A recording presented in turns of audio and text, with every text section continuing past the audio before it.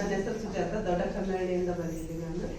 ನಮಗೆ ಮುಂಚೆ ಇದೆಲ್ಲ ಅಷ್ಟೊಂದು ಗೊತ್ತಿರಲಿಲ್ಲ. ಆದರೂ ನಮ್ಮ ಮನೆ ನಾವು ಕ್ಲೀನಾಗಿ ಇಟ್ಕೊಂಡಿದ್ವಿ. ಏರಿಯಾದಲ್ಲಿ ಅಂದರೆ ನಮ್ಗಿಂತ ಬೇರೆಯವ್ರ ತಂದು ಹಾಕೋದೇ ನಮ್ಮ ಏರಿಯಾದಲ್ಲಿ ಪ್ರಾಬ್ಲಮ್ ಆಗಿತ್ತು.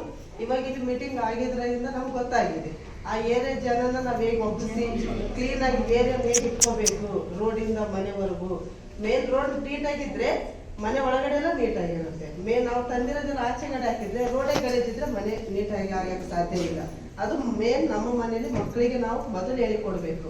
3 ರೀತಿಯ ಬುಟ್ಟಿಗಳನ್ನಿಟ್ಟು ಇದರಲ್ಲಿ ಇದು ಹಾಕು, ಇದರಲ್ಲಿ ಒಣ ಕಸ, ಇದು ಹಸಿ ಕಸ ನಮ್ಮ ಮಕ್ಕಳಿಗೆ ನಾವು ಹೇಳಿಕೊಟ್ರೆ ಅದು ಬೇರೆಯವ್ರ ಮಕ್ಕಳಿಗೂ ನೋಡಿ ನೋಡಿ ಕಲಿತಾ ಹೋಗ್ತಾರೆ. ಹೌದು, ಅವ್ರ ಮನೇಲಿ ಆ ಥರ ಇಟ್ಟಿದ್ದಾರೆ. ಈಗ ನಮ್ಮ ಕಾಲೋನಿಯಲ್ಲಿ ಏನಿದೆ, ಬೇರೆಯವ್ರ ಮನೇಲಿ ಏನಿದೆ ನೋಡಿಬಿಟ್ಟು ಅದನ್ನು ತಗೊಂಡೋಗಿ ಅವ್ರ ಅಮ್ಮಂದಿರಿಗೆ ಬೇರೆ ಹೇಳ್ತಾರೆ. ಆ ಥರ ಒಂದು ಉದ್ದೇಶ ನಮ್ಮ ಕಾಲೋನಿಯಲ್ಲಿ ಇದೆ.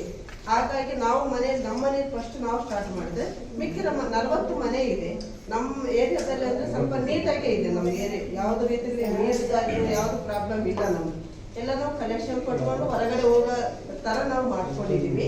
ನಮಗಿರೋದು ಮೇನ್ ಬೇರೆಯವ್ರ ಕಸ ಅದು ನಮಗಿದ್ರೆ ಆ ಪ್ರಾಬ್ಲಮ್ನ ನಾವು 40 ಜನ ಸೆಟ್ಟಲ್ಲಿ ಏನಿದ್ದೀವಿ ನಾವು ಪ್ರಾಬ್ಲಮ್ ಸಾಲ್ವ್ ಮಾಡಿಕೊಂಡು ಅದೇನು ಇಷ್ಟು ಒಂದು ದಿನಕ್ಕೆ ಮೇಡಮ್ ಹೇಳಿದಂಗೆ 12,000 ಟನ್ ಹೋಗ್ತಾ ಇತ್ತಲ್ಲ, ಅದರಲ್ಲಿ ಪೇಪರ್ ಕಡಿಮೆ ಹೋಗೋ ಥರ ಮಾಡೋ ಜವಾಬ್ದಾರಿ ನಮ್ಮದು.